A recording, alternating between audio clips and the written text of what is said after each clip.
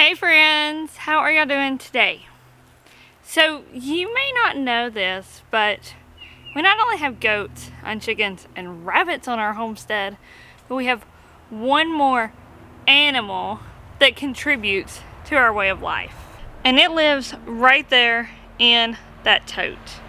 So just for me saying it lives in a tote, you may have guessed what it is already, but if not, it's worms. Worms are fantastic for the homestead. They're so easy to take care of. They just eat up some extra scraps, extra cardboard if you have it, extra paper, some ground cover leaves and stuff like that. They love it all. I just throw it in there.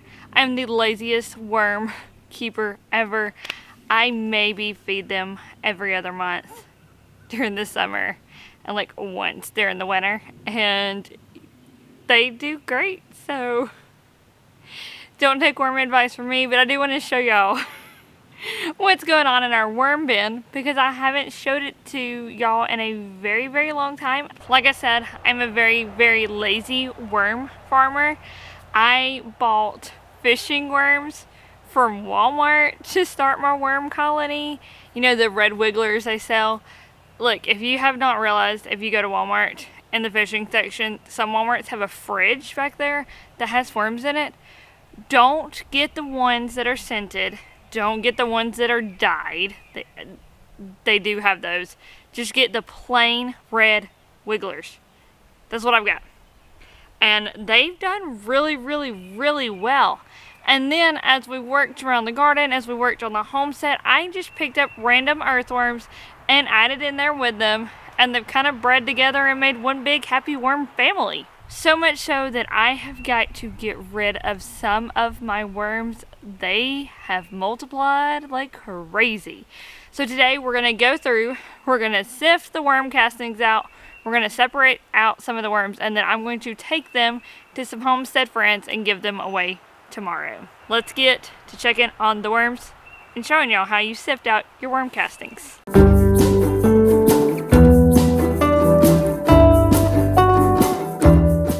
So the first thing you want to know is you want to do this on a very sunny day.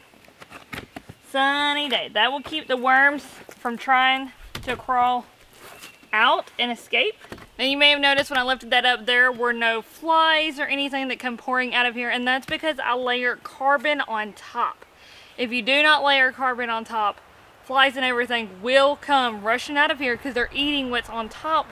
Your worms don't want to be up on top. They don't like sunlight. They don't like being exposed to the air and stuff, and so they like to burrow.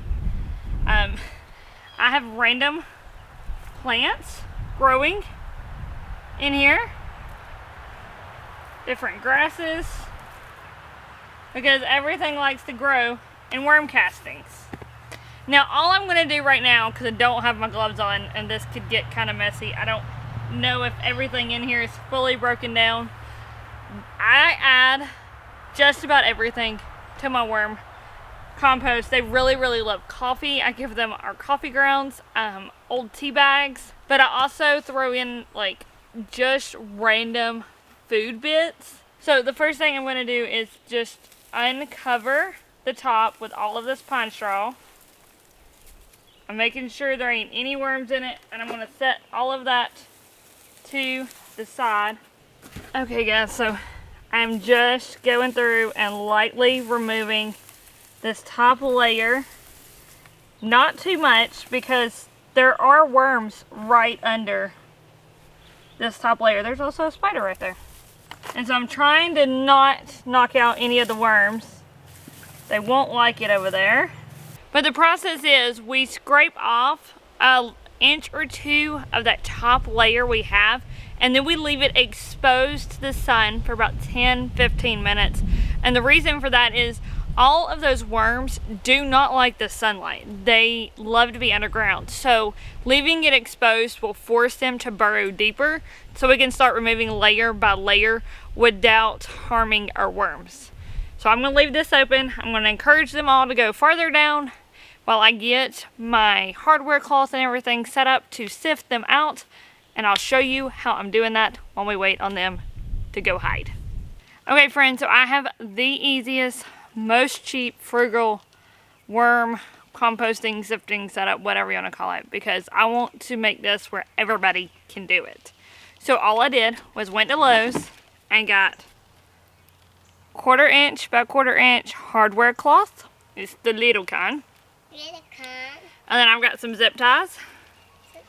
And I just zip tied it to a piece of wood. It's a stick, like a really big stick from where we cut brush down.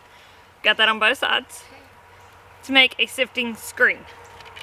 And then I've got 2 clear plastic buckets. I use these for like wetting my soil down when I'm starting seeds and stuff like that. That's why they're so dirty. They're used for gardening. Perfect use for this. I've got 2.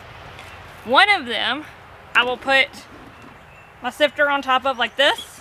I'll just start pulling handfuls out and sticking it on this top one and sifting it through. Whatever doesn't go through will go into this one so that I'll put it back in there at the end. Now there are bits of food and stuff still in here, so I know they didn't run out of food. I'm just going to go ahead and put that in the bucket. I'm not even trying to sift through that. Oh, there's some worms in there. Okay, we gotta need a hide. Y'all can go back. Okay. All this bigger stuff is gonna immediately just be pulled off. You're seeing worms? Yeah. Oh look, that one's a little bitty one. It's probably one of the smallest ones I've seen. I don't even know if it's gonna show up on camera. Look how little that thing is. It's a little baby worm. Alright. Go on, spider. Go in. Bye-bye. Bye-bye, spider. Bye-bye, spider. Bye-bye, spiders. Bye-bye, worm. Yeah, Mama's going to find a lot of worms. I'm just trying to get all this off first.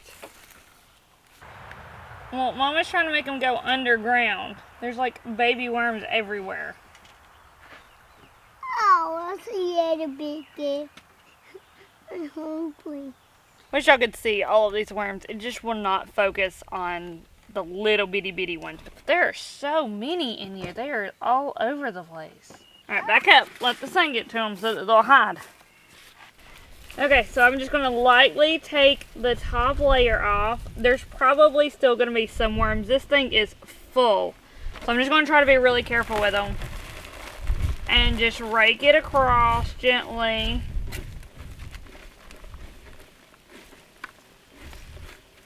Now worm castings, small bits of debris and their egg sacs will all go through the wire.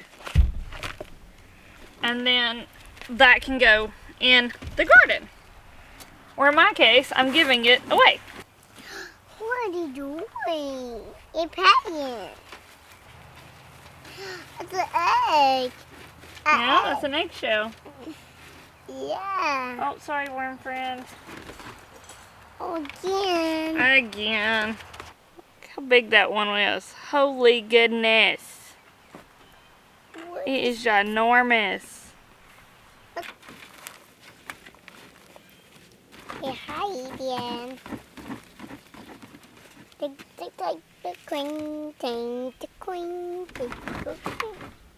So as you do this, you end up with worm castings, some little bits of mulch and stuff that got through, and there's going to be some worm eggs and stuff that are in here as well. Any worms that hatch out in your garden are just going to produce worm castings right there in your garden bed, continuously giving your garden bed nutrition.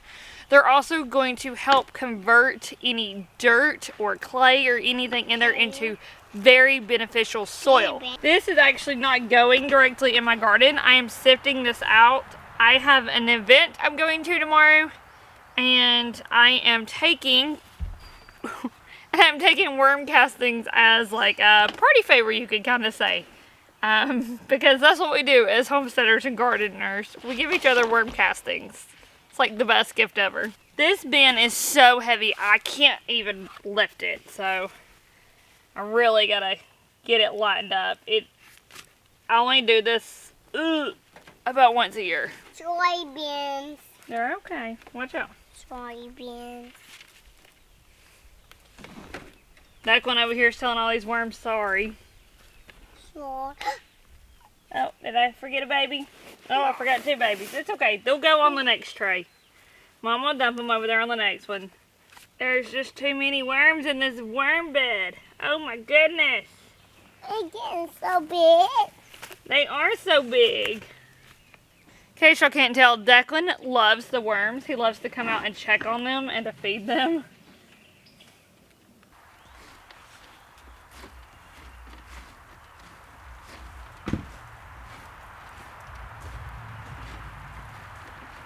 I am giving a lot of my worms away. And so the ones that I'm coming across right away, especially the big ones I can see, I'm going ahead and moving into the bucket with everything that's going back in here when I'm done.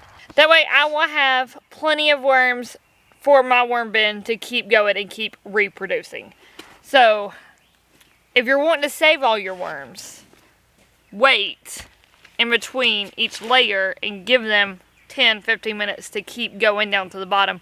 When you get to the bottom, you will have a layer of nothing but worms. And that, when I get to the bottom, is what I will be splitting up and giving away tomorrow to the people who requested worms. Because like with anything, you don't want your worms to be overcrowded, because then they have to compete for resources, they don't have enough food, they don't have enough room, stuff like that. So by separating them, I'm actually encouraging them to continue reproducing, to continue eating, and to continue being healthy. So that's what a lot of this is about. The deeper I get to the bottom, the more worm castings it will be, and the less food particles and unbroken down mulch, because they work their way up. So the stuff on the bottom is the oldest stuff that's been in here since I started this. I just continue to layer it. I don't mix it. I don't do anything like that. So all the stuff on the bottom is the oldest. All this stuff up top that's not broken down is the newer stuff.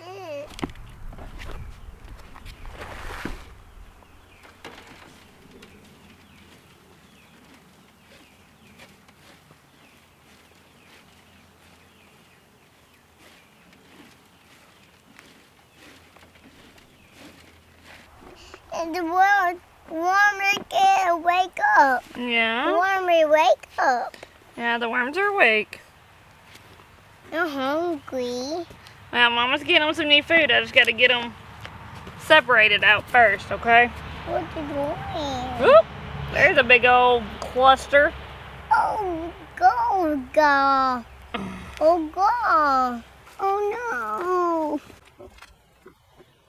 Oh, no. Look into worms. Looking worms. So you can see as that worm I just dug up is burying itself, it will continue to go deeper into the soil till it's out of the sunlight.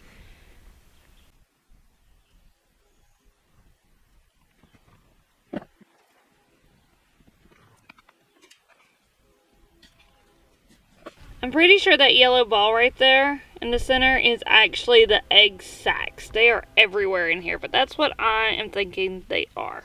Alright, well, we are a little over halfway done with the container. We have gotten this whole thing of worm castings. This is probably about a foot wide by 1.5 feet long. And it is, probably at least 6-7 inches deep of worm castings. It don't look very big, but I mean my hand. So, yeah, we got this. We went ahead and filled up this big old 48-ounce Folgers can of worms to give away. And we've run out of room to do any more. So I will go ahead and throw all of this stuff back in here, cover it up with the mulch, and let them continue growing up a little bit, because some of the worms are itty bitty. And then next week, if I got time, I will come back and finish out the whole bin and get them all new material, and get all the worm castings and everything out of here. and make sure they have plenty of food, and then they'll be done for the year, except for adding food every other month. It's taken a long time to get this done, and I'm tired of sitting here doing it. So we're done for today. I will come back and finish it next week. I'm glad y'all hung out with me today. I hope y'all had fun learning a little bit about worms and worm castings and how to sift your worms out. They are a fantastic tool to have on a homestead. This right here is more black gold than compost is. Like, it's that good. This is highly, highly concentrated fertilizer. This stuff is amazing. It burned. And I have a whole lot of it. It burned. It broken. Yeah, Mama burned her bin. Alright, let's get our worms put back together here. Okay. Ooh. Let's get this. This is all the stuff that was too big that they hadn't finished eating on, and it's full of worms also.